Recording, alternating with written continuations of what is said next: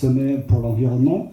Et à un moment donné, il a annoncé le mot effondrement. Effondrement de la civilisation, effondrement thermo-industriel. Et aujourd'hui, en fait, je voudrais poser la question à le président du Congrès par rapport à cette notion d'effondrement. Est-ce que vous êtes sensibilisé à cela? Quelles sont les mesures que vous allez prendre face à un potentiel effondrement? Alors bien sûr, c'est pas sûr, mais en tout cas, on y va pour l'instant droit dans le mur. Et en fait, qu'est-ce que vous avez prévu clairement face à cette possibilité d'effondrement de notre civilisation thermo-industrielle?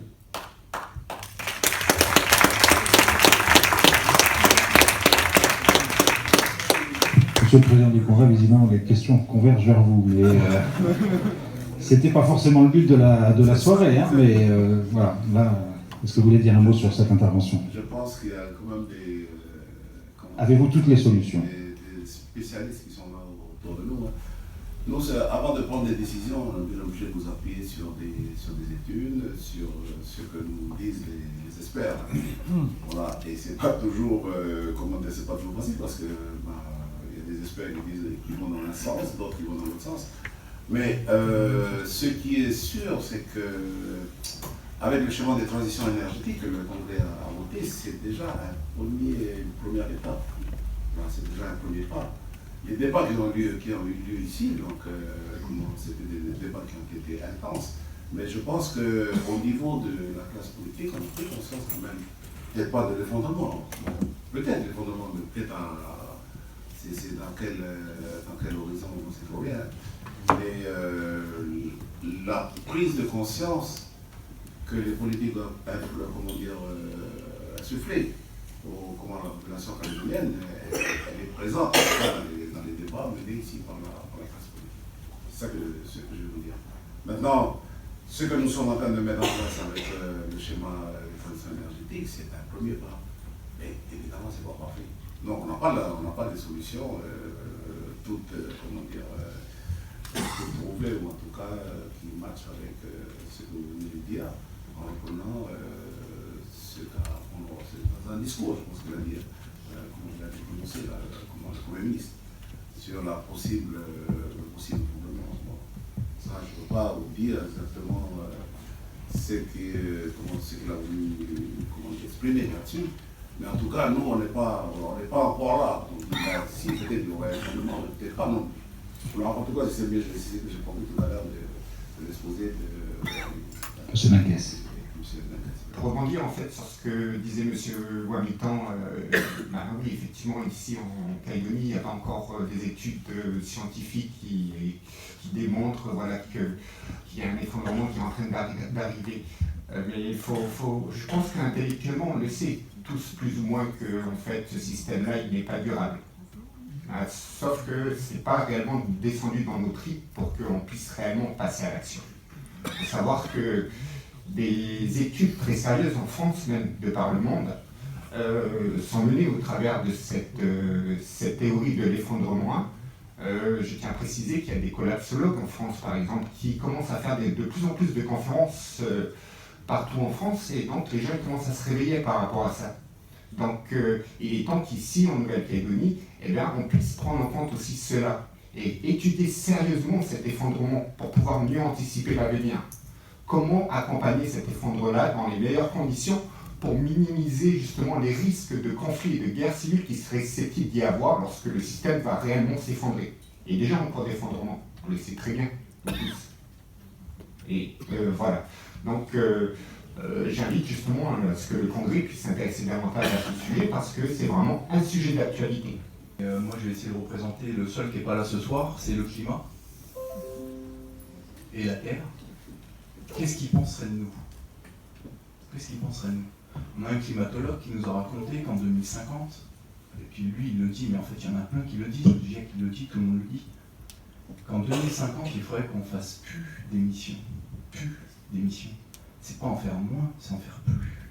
Donc, nous on a décidé d'en faire moins, parce que on n'a pas de solution. Donc on va en faire moins. Sauf que le temps va passer, Et les enfants qui naissent aujourd'hui, quand ils auront 50 ans, ils vont penser quoi de nous? Quand, par exemple, à Tamois, à 45 degrés, que devait y avoir des feux de brousse, qu'on n'aura plus de diesel pour les camions de pompiers, qu'il n'y aura plus d'eau pour éteindre le feu, on va faire comment? La Terre, elle va penser quoi de nous? La Terre, elle s'en fiche, la Terre, elle va continuer. Je pense qu'il faut qu'on soit beaucoup plus courageux. Il faut se rendre compte qu'en 100 ans, 150 ans, avec le progrès et tout, on a quasiment, on est en train de faire la 6e extinction de masse dans les espèces, on est en train on voit bien, la côte Est, elle a été surexploitée, aujourd'hui ça ressemble à rien, les gens là-bas ils sont pas contents, après on dit que c'est des délinquants, mais chez eux ça ressemble à rien, ils n'ont pas d'avenir. Donc, quand il n'y a pas d'avenir, on les voit les jeunes, quand il n'y a pas d'avenir, ben, ils sont pas contents, enfin, c'est normal.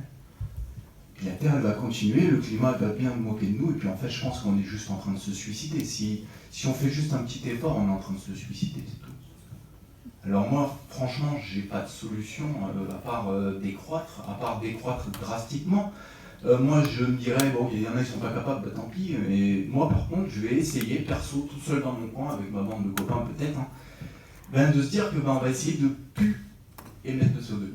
Donc, essayer de plus acheter des choses qui sont construites dans un autre pays, parce que les transitions énergétiques, c'est génial, hein, mettre des panneaux solaires fabriqués en Chine. Nous, on va arrêter de polluer, très bien. On va descendre notre taux, c'est déjà phénoménal de petits Calédoniens pollueurs, là. On va descendre notre taux, mais pendant ce temps-là, les Chinois, ils vont polluer. Mais ils polluent la même planète que nous. Je dirais qu'en venant dans cet hémicycle pour parler de la transition énergétique, ce qu'on attend, surtout des élus, c'est qu'ils nous pondent un schéma, pas de transition, mais un schéma de révolution de nos modes de vie pour qu'on se projette sur le sans pétrole et comment on va y arriver. Quelle est la résilience? Quels sont les outils de résilience du territoire sur les éléments indispensables à notre vie en collectivité? C'est un schéma de révolution qu'il nous faut. C'est pas un schéma juste de transition. Et par rapport au GIEC, par exemple, une forêt, ça capte beaucoup plus de carbone qu'une prairie, qu'un pâturage, etc. Le GIEC, dans son rapport, a dit qu'il faudrait diminuer notre consommation tous de viande et de produits d'origine animale de 90%. Et ça nécessite zéro investissement, ça ne nécessite pas de mettre des solaires partout, ça ne nécessite pas de batterie, ça ne nécessite rien, c'est accessible directement tout de suite. Et que prévoit de faire le gouvernement pour inciter les gens à arriver à ce niveau très faible de consommation, mais qu'à regarder pour savoir qu'on n'y est pas du tout. Et je vois qu'au contraire, on sponsorise les élevages ici qui nourrissent, les animaux sont nourris avec des aliments importés, à part pour le bovin. Mais le bovin, ça produit très peu. Une vache, ça occupe plusieurs hectares au détriment d'une forêt qui capte énormément plus de carbone qu'un pâturage. D'ailleurs, les pâturages sont déficitaires au niveau du bilan carbone, puisqu'ils en captent, mais les animaux relâchent du méthane dessus. Et donc en fait, on peut se casser la tête sur l'énergie. Et il y a aussi, par rapport au climat, ces sujets-là, qui je pense sont liés. Et voilà, je voulais préciser par rapport à ça, est-ce que ça ne peut pas faire partie du plan de transition général de la Calédonie? Et de toutes les manières, si on ne fait pas ça, on ne sera pas à la hauteur, quoi qu'on fasse, même si on arrive à zéro émission au niveau purement énergétique. Effectivement, moi je trouve qu'on a aussi parlé beaucoup de petites mesurettes qui sont très bien, effectivement les ampoules, etc. et compagnie, l'éco-mobilité, et voilà. Moi je voulais soulever 2 points, c'est que par exemple le Néobus, qui est encore au diesel, alors que Tahiti là, vient de s'équiper de 160 bus électriques, voilà, ça c'est un petit point. Et le deuxième point, c'est que voilà, on nous dit l'éco-mobilité, de faire attention, voilà, les voitures électriques et tout, très bien. Après, il y a un autre cluster qui est le cluster maritime, et le cluster maritime a décidé, enfin vous avez tous décidé, le gouvernement de la Calédonie, de développer le tourisme d'Australiens, de paquebot de croisière.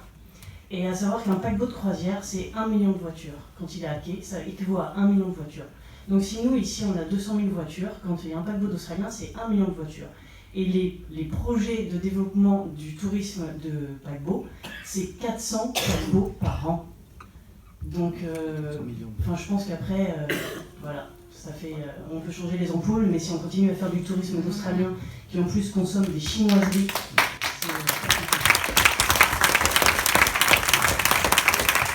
Vous connaissez tous Idriss Aberkane, il est venu là il n'y a pas longtemps, je crois qu'il y a eu du monde, tout le monde a été le voir, tellement de monde qui a été le voir qu'il n'y avait même plus de place pour y aller. Il a dit qu'à chaque fois qu'une révolution se passe, elle commence par faire peur.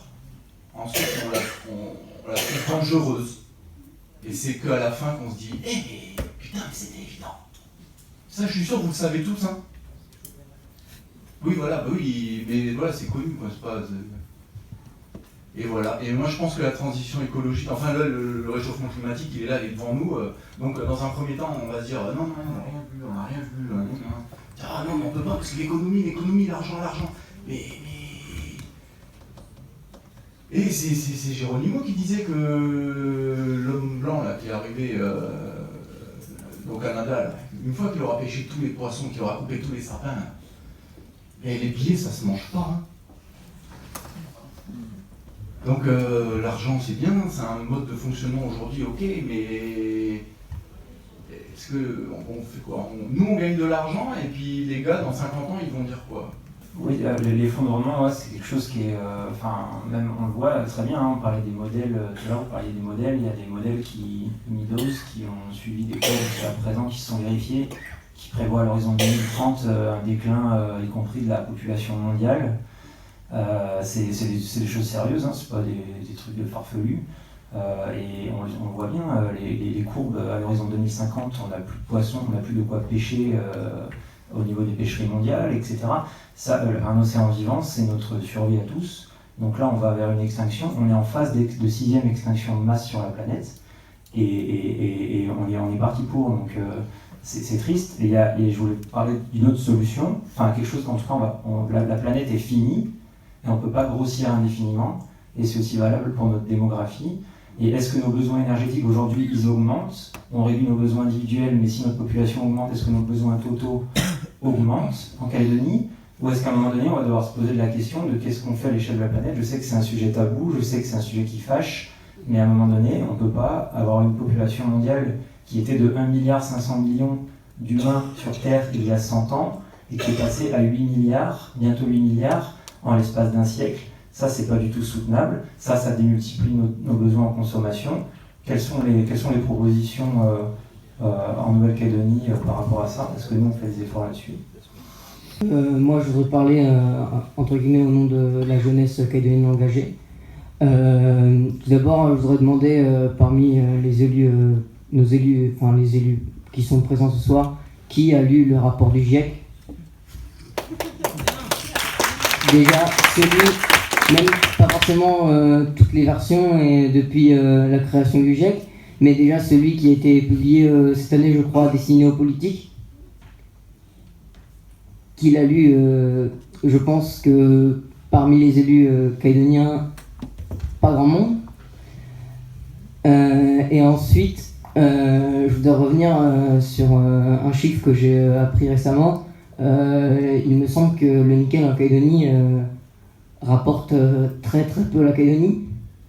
Il me semble que c'est moins de 10% du PIB. Et si c'est exact, qu'est-ce qu'on fait encore avec une telle pollution? Et je voudrais vous dire une dernière chose qui est, je repense à la personne tout à l'heure qui demandait qu'on arrive à définir quelque chose à la fin de cette séance. Mais je voudrais surtout, c'est une invitation que je lance à toutes les personnes présentes dans cette salle et surtout à tous les politiques.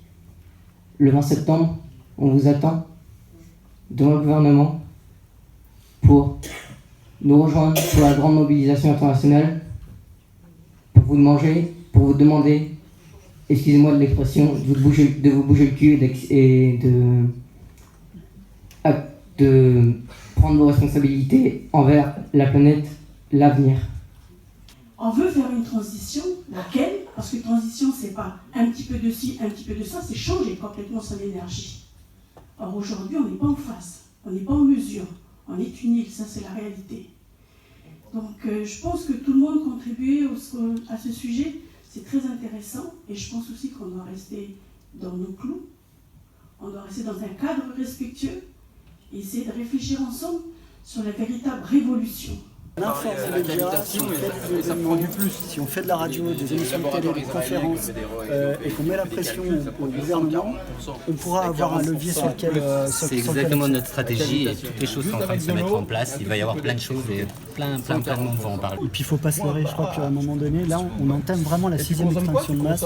Si on fait rien, on crève. Si on n'était pas venu coloniser la Calédonie, les Kanaks aujourd'hui, ils seraient comme avant, tranquilles, à faire leur vie, peinards, se mettre un coup sur la gueule de temps en temps, à manger des poissons, aller à la chasse, je sais pas, faire la vie normale. Il n'y aurait pas de réchauffement climatique, ils se poseraient même pas ces questions. Et au final, nous aujourd'hui, la solution pour la planète, il faudrait qu'on soit capable d'être humble et qu'on revienne à vivre comme eux, parce qu'au final, c'est eux qui avaient raison. C'est ce que disait la dame de la province sud.